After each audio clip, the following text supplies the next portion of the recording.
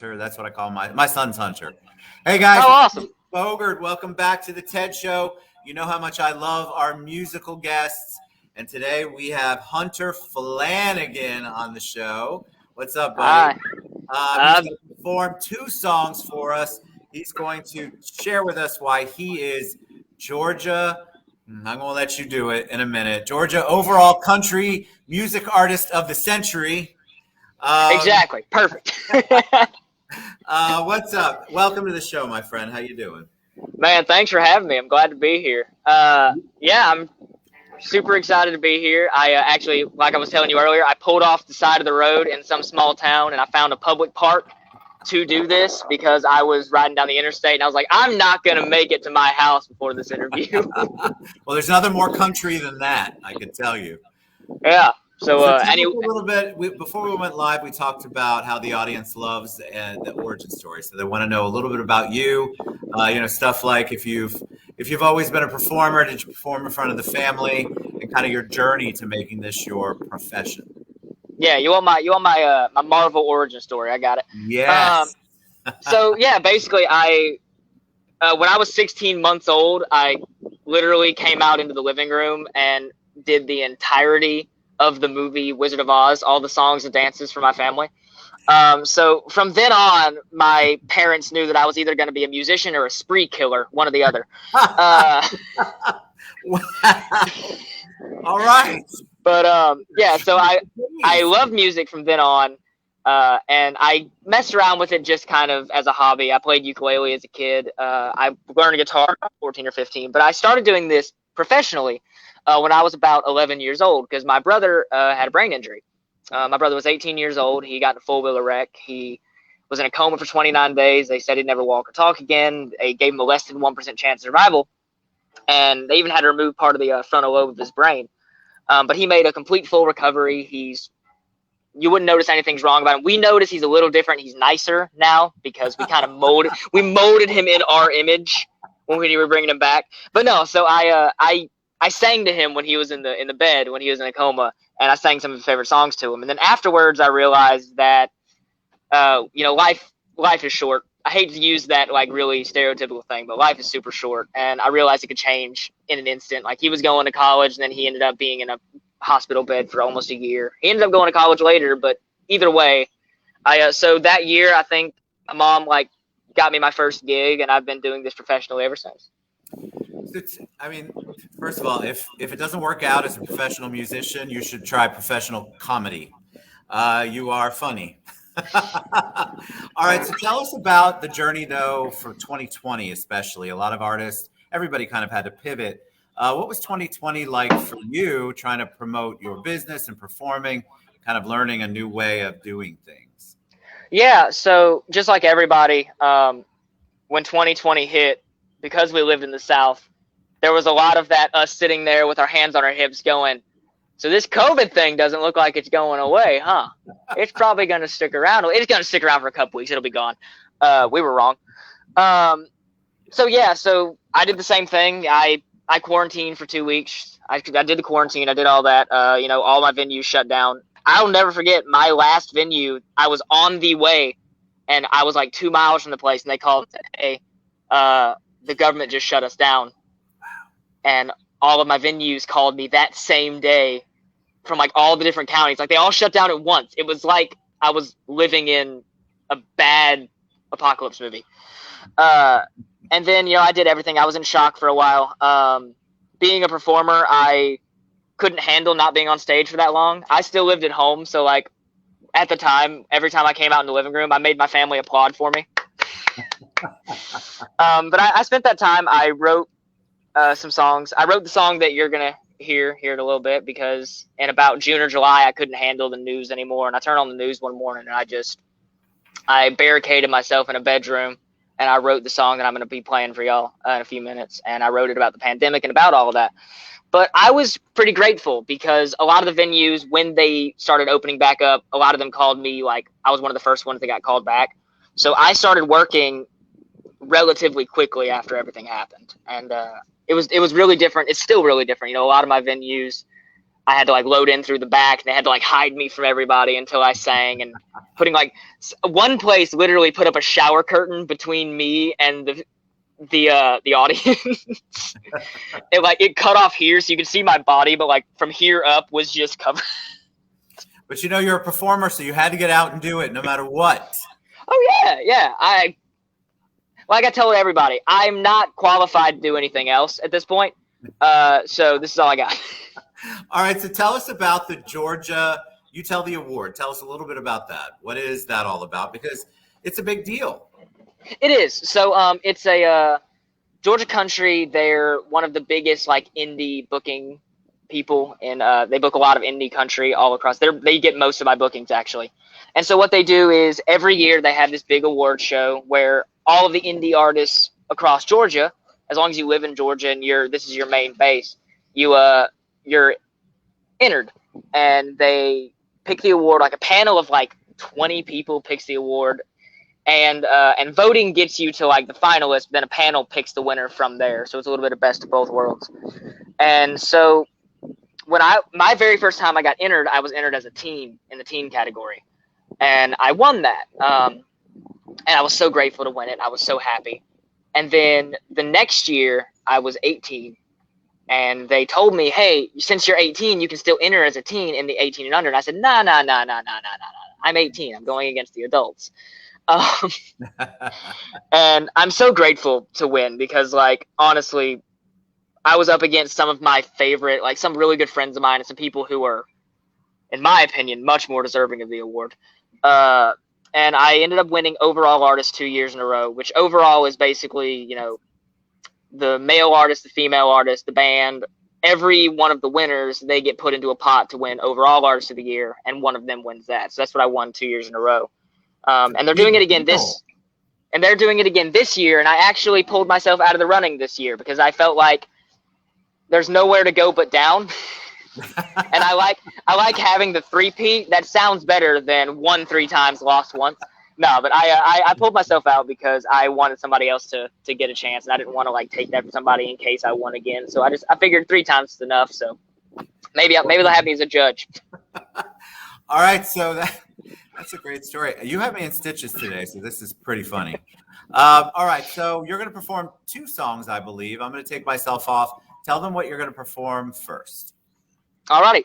So first, I'm going to perform the song that's on Spotify. This is on Spotify, Pandora, Apple Music. This is the one that I wrote for the pandemic, or during the pandemic.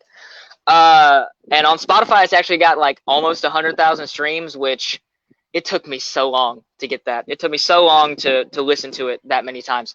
But this song's a nice, somber ballad, a real slow song. It's called World's Going to Hell. Hopefully y'all like it. All right.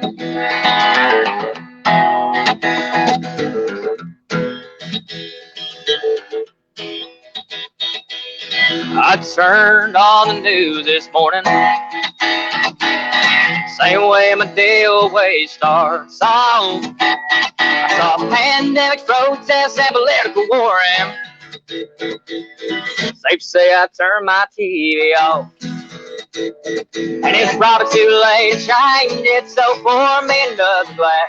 And I used to be an optimist, well, all that's in past. And I don't know how you're doing, but me, I'm doing fine. World's going to hell, and so am I.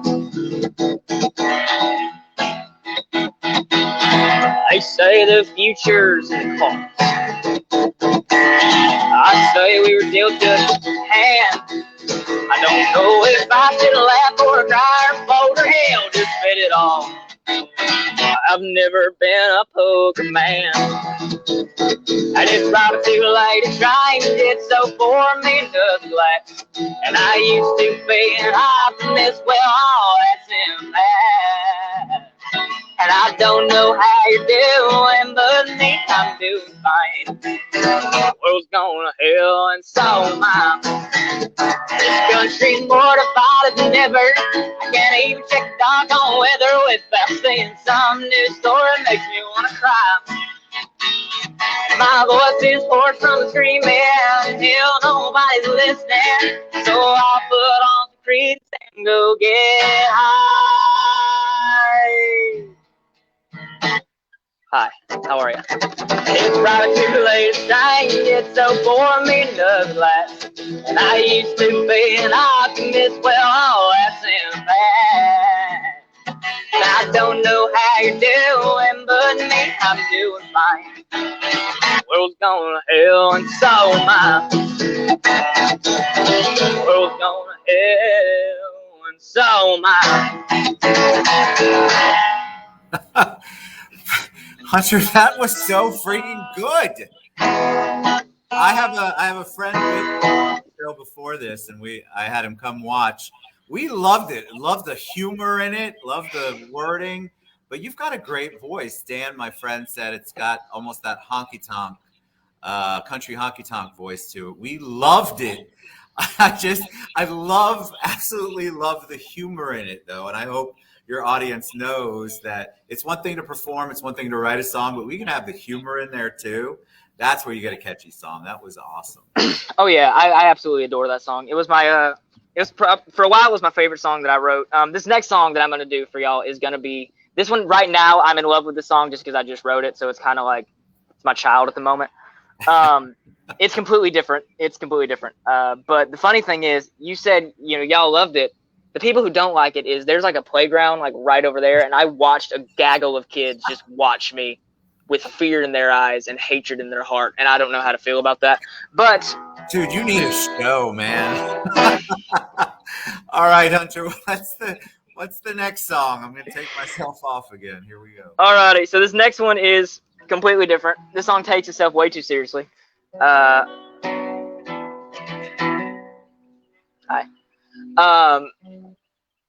People walking their dogs. So, this next song, I listened to way too much Cody Jinks, and I stayed up all night, fueled by nothing but coffee and self-hatred, and I wrote this song.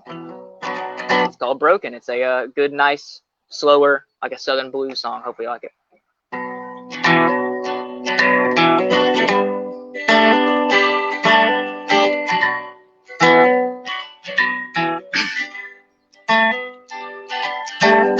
I could have had a normal life. I would have did it my way. I blew a tour and all this strife on a two-lane highway, 'cause I'm broken, I'm a rambling man. I'm taking jobs wherever I can. I'm doing the best I can. Living a life that most can't stand.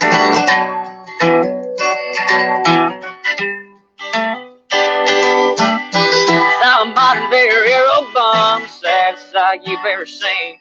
And I'm lying about that devil's drum. You can say I'm living a dream, but I'm just broken.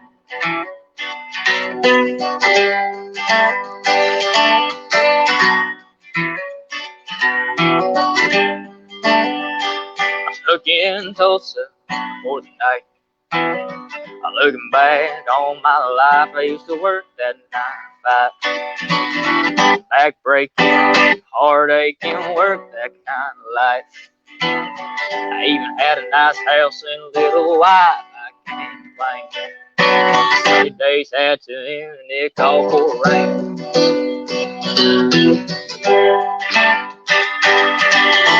I'm a modern day hero bum, the saddest sight you've ever seen. And I'm a lying about that mean old rum. You can say I'm living a dream, but I'm just broken. I'm a rambling man. I'm taking jobs wherever I can. I'm doing the best I can. Living a life that most can't stand.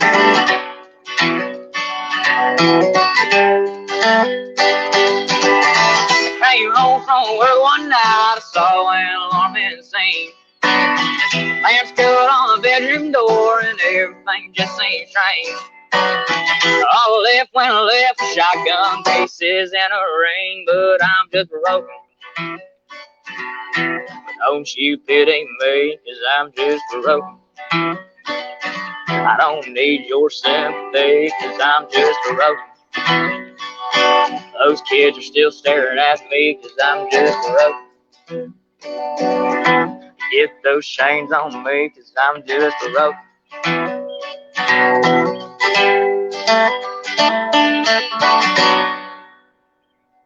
Oh my God. I have not had this much fun on a show in a very long time. I am so entertained. That was, first of all, the song itself. We were both talking, Dan and I were both talking. That was really good. Like, we love the sound of that. I mean, we love the other song, but that one, God, that was really perfect. We loved it. Well, thank you. I think y'all were one of the first interviews to ever have that song. I don't even have that song recorded yet.